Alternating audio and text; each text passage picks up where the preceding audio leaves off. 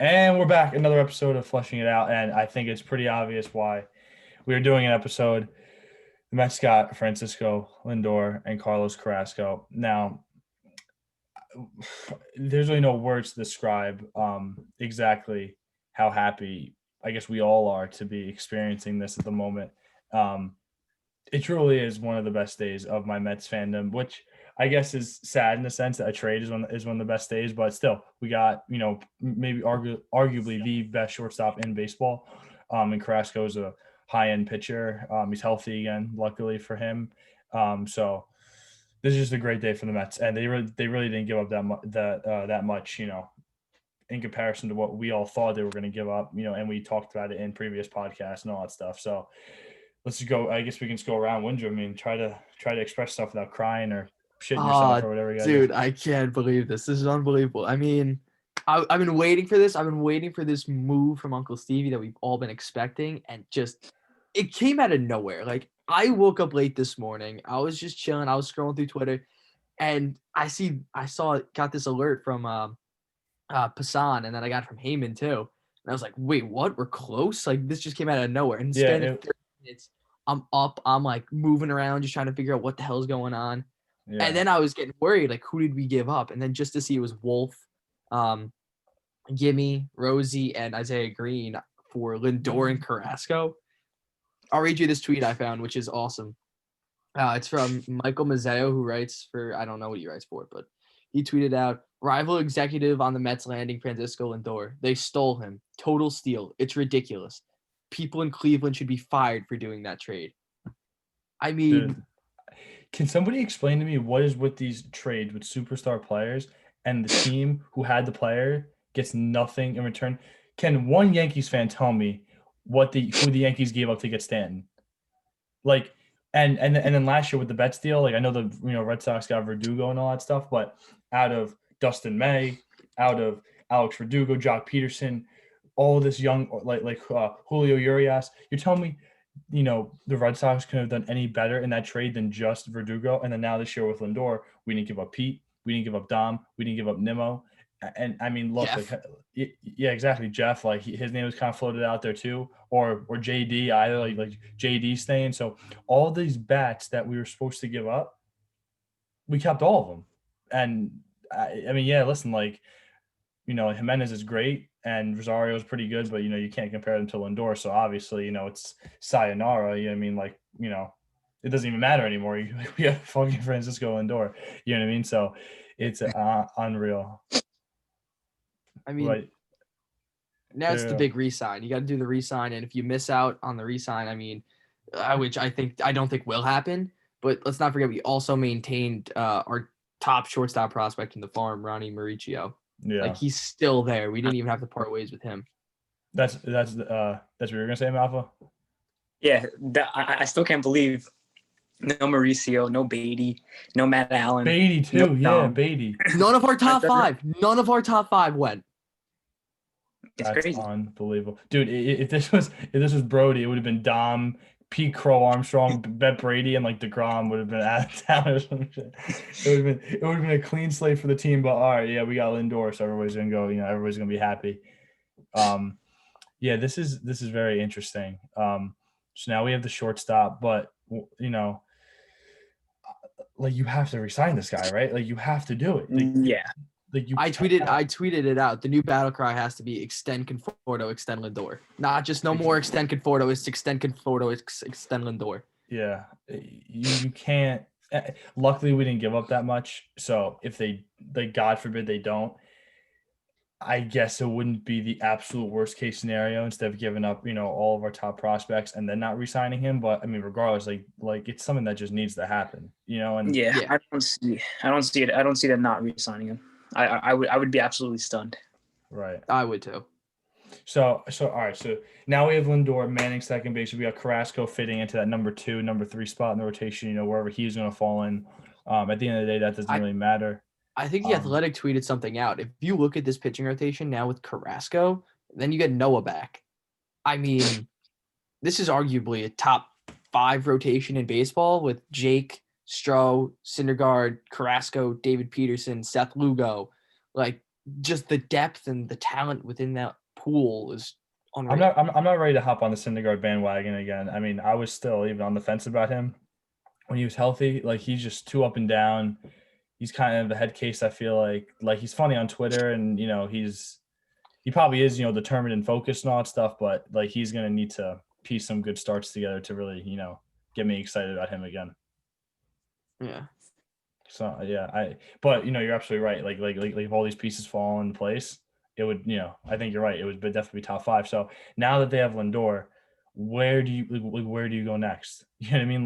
Like, do we really need to pay George Springer 160, 170, whatever he's going to ask for? Like, do we really need that? Like, and I'm just saying this right out front. If Trevor Bauer walked into my office, if I'm Steve Cohen, and said I want $40 million a year, I'd tell him to kick rocks. The guy had 2 good years, and 40 million is like Mike Trout money, is like, what Bryce Harper got. You know what I mean? Like, this guy, like if he's asked for that kind of money, especially after getting Carrasco, I don't see the need to get a guy like Bauer. Yeah, it's I don't know. I mean, I would like them to bring in Springer because I feel like it completes the lineup, and because like they really don't have that many more holes after center field. So like that's one of those where like if they go out and get Springer now, they don't need to go out and spend anything next year other than maybe a little bit of pitching. But I don't know. I would go for Springer. If Bauer would come down a little bit, I would maybe if they lost out on Springer, maybe I go after Bauer. But I think the main target now should be Springer, and then if not Springer, then go get like a Liam Hendricks or a Brad Hand, something like that. That's what I'm thinking. I'm thinking like a reliever. You know what I mean? Like, just to cap it all off, get one more reliever, and then you can kind of throw Lugo back and forth in the bullpen and like the rotation in case you need him. I think that's the way to go. Yeah, I think you still got to go get Springer. I think because I talked about it last time we spoke. You got to shore up that this middle of the field's your strongest part right now, and that's got to be your strength. Like, now we have a good pitching rotation with Carrasco. We're great behind. I like our position behind the plate with McCann. Our middle infield is unreal with Lindor and McNeil. I mean, go get that center fielder. The guy to patrol, just be great defensively. Put him in the top of your lineup. I don't think there's a better lineup in baseball than the Mets. Whoa. You're saying if they get Springer, they have the best lineup in baseball? Think about it. You got Springer in center, Dom in left, Mike in right, Pete at first, Jeff at second, Lindor at short. Okay. JD at third, McCann behind the plate. That's even with no DH. Say we have a DH, Dom goes to DH, you throw Brandon Nimmo in left. You're right. So like you're just putting like Dom's opening. Oh, actually, we did speak about that last podcast. I think about Dom playing the outfield. Yeah. No, in case with no DH. Yeah. So I mean, if you have those, if you're able to play those 9 guys like with the DH possible, I mean, the Dodgers. I mean, I don't really see who else other than the Dodgers has a better lineup than that. I think it's better than Atlanta. Yeah. The Padres would be. I think it's still better than the Padres. I mean, I think Springer just shores it up. No, I mean, after you ran through it, it does make sense. It is a deep line, and even last year it was deep. Like, they had like solid players all over the infield, but that was their issue. They were just solid. They had Ahmed Rosario, who was solid, but now getting superstars like Lindor and maybe even like a Springer. I mean, if you add Lindor and Springer, you're adding Lindor and Springer to the team that was second in batting average last year. I think we were top 5 in most offensive categories last year, and you're adding Francisco Lindor and George Springer if you can. I mean, come on. Yeah. If they can, my brain is just running right now. I can't. I know that's how I was this morning. Because what's it called? I slept in because I was up late playing Xbox last night, and what's it called? I found out from a Yankee fan that we got Lindor. That was the best way for me to find out because I had my phone do not disturb, right? And I get a text from my old bowling coach, who's a Yankee fan, and he goes, "You just got Lindor," and then I was like, "What?" And then I go check Twitter, and then I see everything. I was going crazy. What I was gonna say is, if they can't bring Springer down, if he wants to stay in that 160, 170 range, and Cohen wanted to get one more guy to fill out the lineup. I know we have McNeil at second, but if they wanted to move McNeil to third, would you want to go and get LeMahieu? Fuck yeah, absolutely, dude. Honestly, on Windrum, since you're the resident research guy and you know all this shit, look up real quick George Springer's age and DJ LeMahieu's age. I believe they're 1 year apart. I think LeMahieu's 32, and Springer's 31.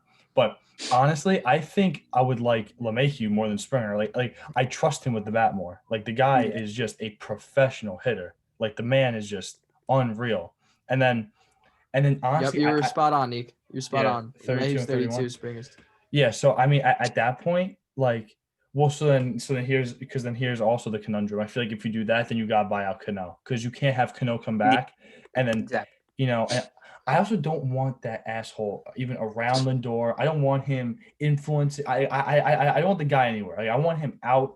I want him gone. Like I don't care if he played well last year, but that is interesting. Like I would be totally in for that. And then you can work in JD in left at third, and then once the DH comes back, you can work him in there. Like if the DH is here and they get like a Springer or a LeMahieu, that is it's a game changer. Then I could say no doubt they might have the best lineup in baseball.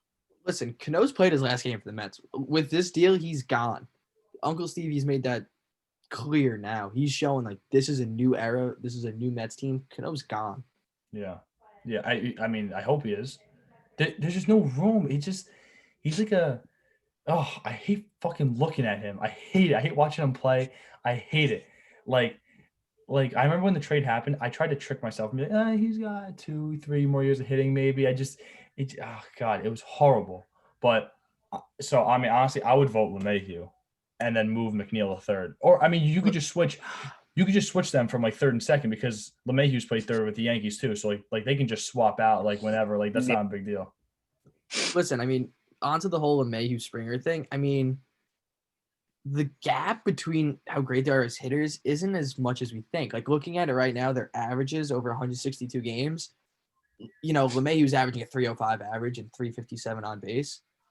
But Lindor's 270 batting average, which is much lower, but he's 360 on base, and he's giving you, on average, 35 bombs and 93 ribbies a year. No, but we're not comparing LeMahieu and Lindor. We're talking about LeMahieu and Springer. No, like which would be I meant LeMahieu and Springer. LeMahieu. Those are LeMahieu Springer comparisons. Oh, okay. So that's just like, who do you really want to go for? I mean, LeMahieu, like, yes, he's LeMahieu. He would be awesome. He would he'd piss Yankee fans off, and he would just go great and shore up that infield. But if you could throw Springer in and just shore up your entire team, other than shoring up a spot that you're already really good at, why don't you just get Springer and just piss people off? The only reason why I put Springer on the top is because of how big of a need center field is. If center field wasn't that big of a need, then I would go with LeMahieu, but more so because of Yankee fans. But center field. LeMahieu would just be funny to get, just to rub it in their faces. They don't get Lindor. They don't get LeMahieu. They get nothing. You get nothing no more. God damn it. Honestly, I thought Lindor was going to be a Yankee. I genuinely thought if they didn't get LeMahieu, he was going to be a Yankee, and I was just bracing for it. But now one of my buddies was like, now they got Lindor this year, but the Yankees will just sign him next offseason. I was like, bro, they're not even paying LeMahieu. What do you mean, like? So they're not going to pay $125 million for LeMahieu, but they're going to pay $330 for Lindor? Like, get the fuck. There's no way. You know what I mean? Yeah. Like, there's no way they're going to. I mean, the Mets should just lock him up, so there's no more talk about that at all. Like, and just like wondering what if. But yeah, that's interesting. Honestly, I would say LeMahieu for that one. And then Windrum, again, I'm going to refer to you. What's like the scouting report on this guy Josh Wolf and Isaiah Green? Like I've heard of them. Just every now and then. Wolf was drafted in 2019. I think he's out of Mississippi State, but I know a little bit more about Isaiah. No, Isaiah that's Green. the kid. The kid from Mississippi State, I think, is JT Ginn. I think that's the kid. Yes, JT Ginn. Okay, Wolf's I don't know that much about Wolf. I know a lot about Green. Green was seen as like another one of our like top center field prospects. He was number 2 for center field behind Armstrong, which is why it was easy to deal away with him. Right. But very fast. He was an advanced hitter. Like he had like a lot of advanced hitting. metrics that everyone thought he was going to be really good. So I think he was a switch hitter. So I mean, Right. he'll probably be a good MLB player, but it's Lindor. You can Lindor. part ways with him. Whatever. Yeah, you could part Get ways out. with it. Nobody cares. Nobody cares about you anymore. Exactly. Just get the fuck out. Yeah, and it was also good to see that Carrasco is under control until 2023. So you kind of have him for some time. You don't really have, you could have him in the rotation for the next like 3 years. That's Yeah, some he's good, there until he stability. retires. He'll be there until he retires. So I know we kind of just talked about it and we grazed over, but what is the next move? Like your predictions, and give me some dollar amounts, some years, some trades, some who we sending off. Personally, I would be okay if they went out and got a Hendricks and a Hand and, called it a day. That would be okay in my mind. I think ideally, though, you go out and get a Hendricks or a Hand, and then you go get a LeMahieu, honestly, and then say fuck you to Cano, say fuck you to Brody, say fuck you to the Wilpons, get all their scum and out of the organization. Then you got a totally revamped bullpen. Hopefully Diaz, continue, like maybe he figured some of that, I don't know. And then you could have like the best lineup in baseball with a really, really solid rotation, one of the best. But I think that would be some good, and probably like a Hendricks or a Hand would be like a 2 or 3 year deal, like 10, 11, 12 million per.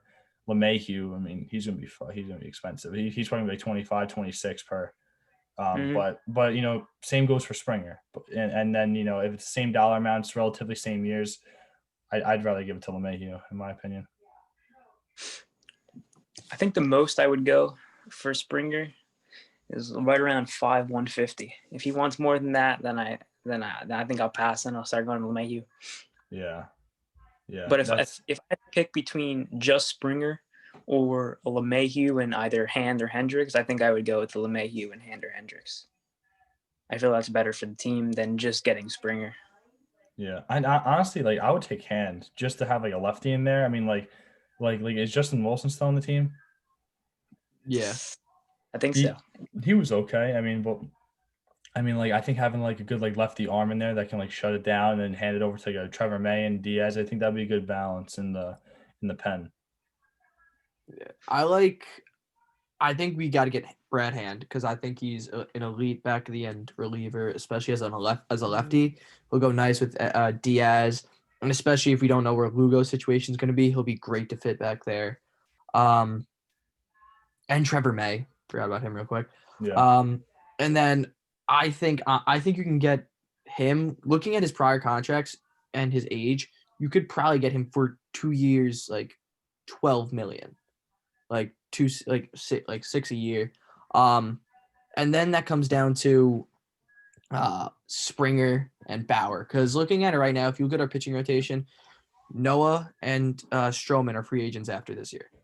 Right. So if you're Jared Porter, if you're Sandy, do you go lock up Bauer and have Jake, Carrasco, David Peterson, and Bauer going into 2022 as well? And have that shored up so then you can make sure you pay Lindor and Conforto? Or do you go get Springer for about 140, 150? Oh, wow. Hold on. I actually just got an alert. I just got You got that too? Yeah. Yeah, Springer wants 175, so yeah, see, this is what I'm talking about. He's not getting that. He's not getting that. I don't even think that LeMahieu's asking for that much. And the guy just he was the American League, runner up and the batting champion and like he already won a batting title in Colorado. So like I just think that like I don't know where like Springer's coming from here. He's also coming off an Astros team where everybody knows he knew a pitch was coming like 3 out of the past 4 seasons. Yeah, so, but I think he's thinking the way he performed last year, and he had a very good year last year for the limited sample size. And he's showing that I can still compete without everything that happened. Right. I mean, he's making an interesting case, but I think you either got to get Springer or you got to get Bauer to go with Brad Hand and just complete your team. And if you don't get Springer, I say you go Bauer, Hand, and like Jackie Bradley Jr. in center field, just defense, Yeah. I was thinking about Jackie. Bringing Marisnik back. Oh, all right. No, But for whoa, defense, whoa, whoa, whoa, no, whoa, for no. defense. No, I Listen, don't want him. I don't want him. You know why? Because fucking Brody Van Wagenen brought him in. I want him gone. All right, 7th, 8th inning. Do you want Brandon Nimmo playing center field in the 7th or 8th? I don't know. I I don't. mean, we've watched that. He looks lost out there. He looks like he's You're trying right. to find his way to Mars when he's playing center field. Oh You my just got to God. get a defensive guy to go out there just for the 7th or 8th. Bring back Just- Juan Lagares then. Bring back Juan. Everybody loves Juan Hey, Lagares. Bring Bring him back back. Juan. Someone. Just bring someone back to play center if Yeah. you don't get Springer. That's Bring a center fielder in to come in for Nimmo late in games. I'm just like scarred. The names Jake Marisnik and Robinson Cano. They catch a nerve in my head. God damn it, Brody Van Wagenen. What's that guy doing? Is he back at his agency? Does anybody know? Who knows? He is. Who knows? I think he Wrong. is. Who cares? And Windrum, you were talking about limited sample size. You know, a guy like Bauer, he had an incredible year, and apparently he figured something out with his metrics. He's a big numbers guy, big analytics guy. The guy made 11 starts. Like it's hard to give 40 mil. It's hard to give exactly. 40 mil. You cannot. You can't give him 40. That's the realistic thing. I think if he says, you know what, if you looks at the Mets and is like, you know what, like I want to win and prove I can be a winner, and he realistically says like I won't go for 40, but I'll go for like 30, 28. Then that's something you definitely think about. 30, 28. I think under 30, I would be in on him, like no doubt. Yeah, 100%. Like that's fine. We're 40 away from going over the luxury tax. So then we got some room to play. But then like if let's say they extend Conforto and Lindor, right? I think that's like 55 million right there. Like that has to be. Well, that won't go in until next year, and then we have a lot coming off the books next year. We'll have that's fair. That's fair. Yeah, that's fair. So I guess you could put it like that. Yeah. And then why like we have coming off like Familia, Betances, right? All the other douchebags in the bullpen that ruined my life. Yep, they're all gone. Yeah. That's oh, God damn it. I hate Dylan Betances. I hate watching him pitch. I hate it. I thought he had some hope coming in to the Mets, but I did too. He's got nothing left, dude. He's shot, and like I feel bad for the guy. Hey, I mean, he was hurt. Imagine him or Familia turning around this year. See, yeah, but that would be nice. We're asking for a lot there, but that would be huge. Yeah, come on, that would be nice. We'll this is a big day. Hopefully, a LeMahieu, Springer, a Hendricks is in our future. I don't know. Steve Cohen works in mysterious ways. This guy, he sure does. This is, and it was odd today. Like, obviously, the trade didn't happen in 10 minutes. I'm sure this was ongoing for months. But all of a sudden, bang! You got the Mets were deep in the talks. The Mets are about to finalize. It's done. Like within 15 minutes, I feel like this happened. You know what I mean? So, and honestly, good for Cohen. Good for him in controlling the PR and understanding where he wants to take this. I respect that. He's smart about that. And because like the old Mets, you would have found out that the Mets were talking about Lindor 3 months ago, and then like you would have heard like something stupid about how it like fell through, and then all of our hearts would have been broken. At least here, like if someone got fucked up, like we would have never known about it. I have a strong feeling that this is our Piazza, this is our Carter, this is our Hernandez type trade. That makes sense. Yeah. This is the franchise. This is the biggest trade we've had since Piazza. Yeah.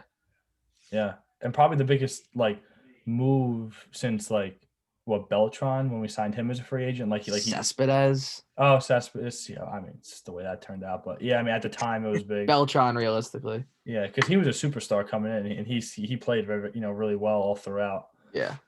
But I mean, any final thoughts from you guys? I mean, we covered a lot, but god damn, it's such an amazing day. The air smells fresher. Is that just me or is it you guys? It does. It's a little fresher, right? Oh yeah. It's a little. Everything's a little bit more exciting. Oh my god! So Uncle Stevie comes through. And just like real quick, I hope this is a lesson for all the fans out there who are getting frustrated, being impatient. Like, first off, it's January 5th. All the big name free agents are still out there, pretty much. I mean, like for the most part, like you can't be like just take it easy. The guy obviously knows what he's doing. The guy is being proactive, and he came through. He got, maybe the best shortstop in baseball, so couldn't be happier. And Windrum, you booked a pretty big guest for next week, huh? Oh yeah. Barstool Clem will be on next week and talk. Clem. Well, now we get to talk about Lindor, talk about what's going next. Yeah, I mean, we got I thought to myself yesterday when I was texting him, I was like, I really hope we have something big to talk about. And it's not just us talking about Right. what could happen. I mean, this is something big to talk about. Yeah, know. no.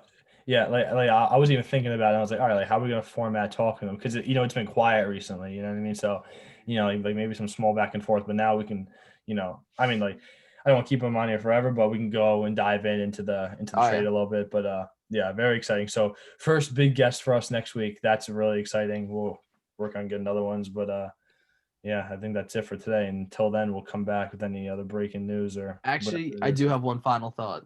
Just Yep. to go Yep. out, just think of how good Lindor is going to look in that black Mets jersey. I was Is thinking it- about that. Is it definitely coming back?